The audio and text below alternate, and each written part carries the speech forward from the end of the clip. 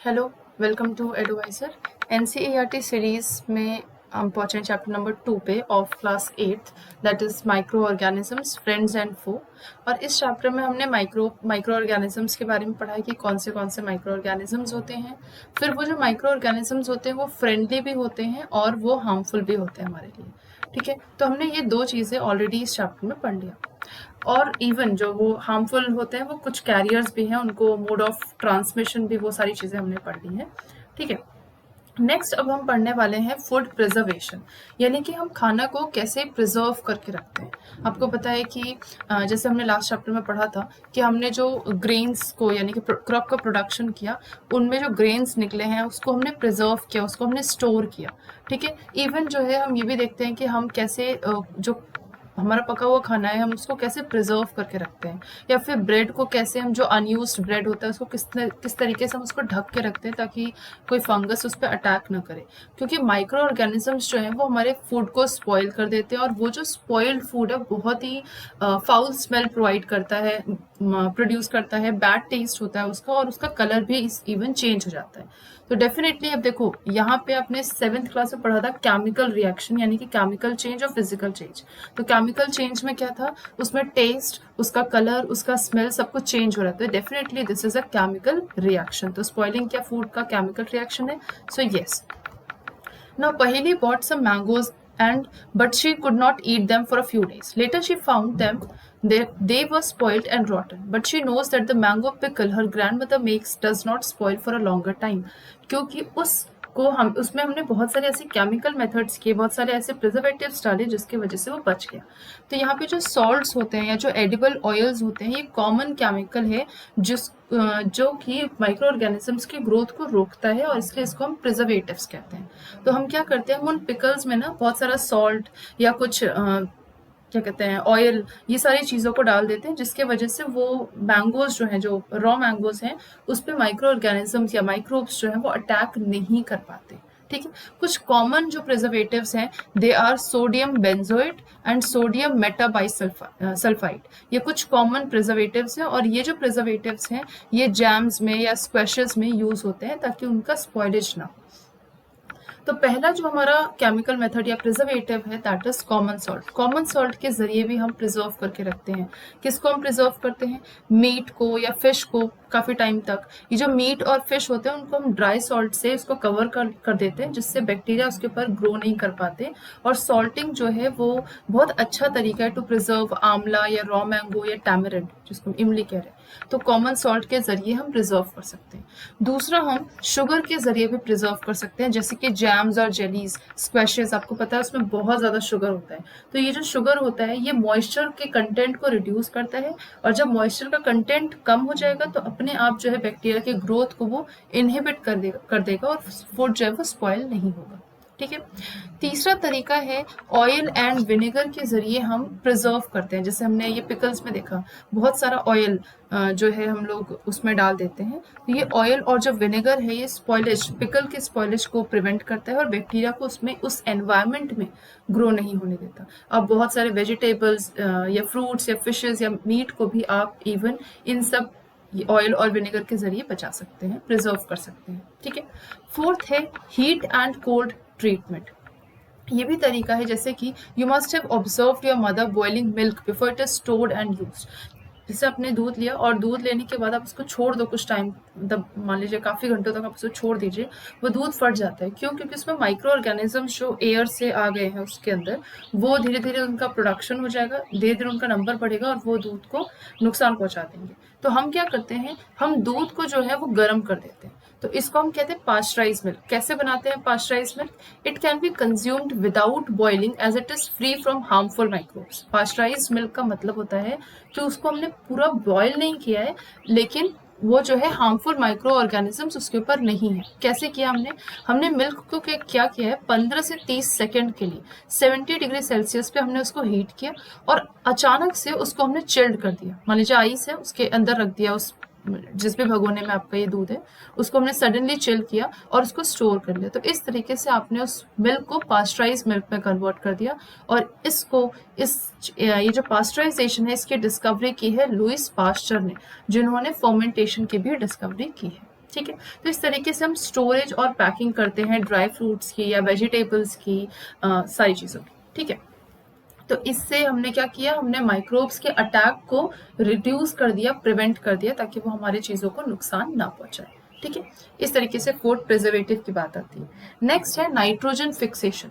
मैंने आपको first chapter में नाइट्रोजन फिक्सेशन के बारे में बताया था। जो राइजोबियम बैक्टीरिया है वो क्या काम करता है, वो नाइट्रोजन को फिक्स करता है। तो यहाँ पे क्या हुआ है कि मान लीजिए कि कोई भी दलहन की खेती हुई, जैसे पल्सेस है, जैसे कि उड़द हो गया या फिर ग्राम हो गया, तो उनके जो रूट्स होते हैं, उनके रूट्स में बाहर जो है राइजोबियम बैक्टीरिया मान लीजिए, वो क्या करेंगे, वो इनके रूट्स में जाएंगे और उनके रूट्स में इकट्ठा हो जाएंगे, ठीक है। उनके रूट्स में उनके लिए क्या होगा, एक जगह बन जाएगी, और इनके जो रूट्स हैं, इन रिटर्न इनको फायदा, राइजोबियम को फायदा मिल रहा है, उनको जगह मिल गई रहने की।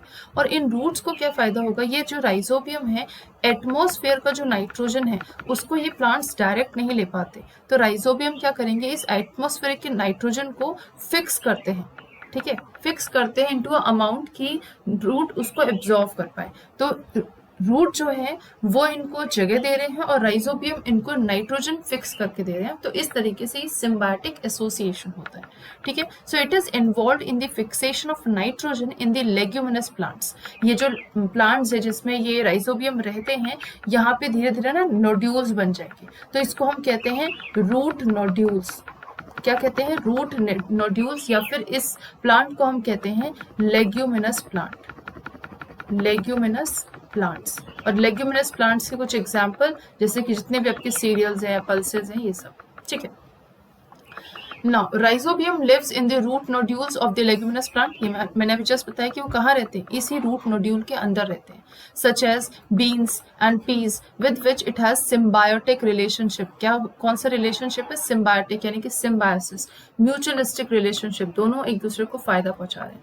Sometimes nitrogen get fixed through the action of lightning, but you know that at amount of nitrogen in the atmosphere remain constant। कितना होता है एटमॉस्फेयर में, लगभग 78% नाइट्रोजन होता है, ठीक है, और ये फिक्स रहता है, ठीक है। तो फिक्स कैसे रहता है, यहाँ पे नाइट्रोजन साइकिल चलता है, यानी कि प्लांट ने फिक्स किया इस नाइट्रोजन, प्लांट ने नहीं किया, इस राइजोबियम ने फिक्स किया इस नाइट्रोजन को, प्लांट ने एब्जॉर्व किया, और फिर ये जो नाइट्रोजन है ये अमाउंट, मतलब ये एटमॉस्फेयर में रिलीज हो गया, एटमॉस्फेयर में आया, और एटमॉस्फेयर से फिर से इस बैक्टीरिया ने उसको फिक्स किया और इस एटमॉस्फेयर में दोबारा से रिलीज हो गया। तो इसको हम कहते हैं नाइट्रोजन साइकिल। क्या कह रहे हैं, नाइट्रोजन साइकिल। नाइट्रोजन साइकिल और भी जरिए से होता है, इसको पढ़ते हैं। सबसे पहली बात, कितना नाइट्रोजन गैस हमारे एटमॉस्फेयर में प्रेजेंट है, दैट इज 78%। और नाइट्रोजन जो है वो सबसे एसेंशियल कंस्टिट्यूएंट है लिविंग ऑर्गेनिज्म का, क्योंकि नाइट्रोजन एक बेस है, ऐसा समझो, एक बेस है प्रोटीन का, क्लोरोफिल का, न्यूक्लिक एसिड का, विटामिन का। और न्यूक्लिक एसिड से हमारा डीएनए बना हुआ है पूरा का पूरा।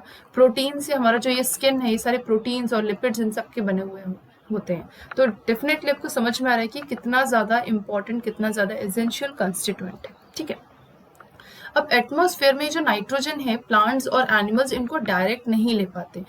बहुत सारी बैक्टीरियाज या जो ब्लू ग्रीन एल्गी है, इस नाइट्रोजन को फिक्स करते हैं, ठीक है, एटमॉस्फेयर से, और इसको ऐसे कंपाउंड में इसको कन्वर्ट करते हैं जिस कंपाउंड में नाइट्रोजन को प्लांट्स ले पाए, ठीक है। Once nitrogen is converted into this usable compounds, it can be utilised by the plants from the soil through their root system.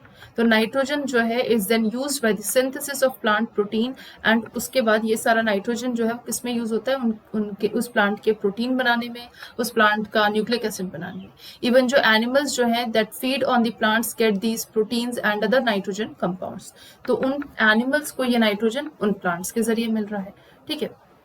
अब यहाँ पे देखिए, when plants and animals die, bacteria और जो फंजाई होते हैं वो सॉइल में जाएंगे, वहां पे वो क्या करेंगे, इस कन्वर्ट करेंगे इस नाइट्रोजनस वेस्ट को इनटू नाइट्रोजनस कंपाउंड, जिसको प्लांट्स दोबारा से यूज करेंगे, ठीक है। तो इस डायग्राम के जरिए समझते हैं नाइट्रोजन साइकिल को। ये हमारा एटमॉस्फेरिक नाइट्रोजन है, और एटमॉस्फेरिक नाइट्रोजन जो है लाइटनिंग के जरिए भी सॉइल में नाइट्रोजन के कंपाउंड्स बनाता है। एक तो ये तरीका है लाइटनिंग के जरिए, पहला तरीका।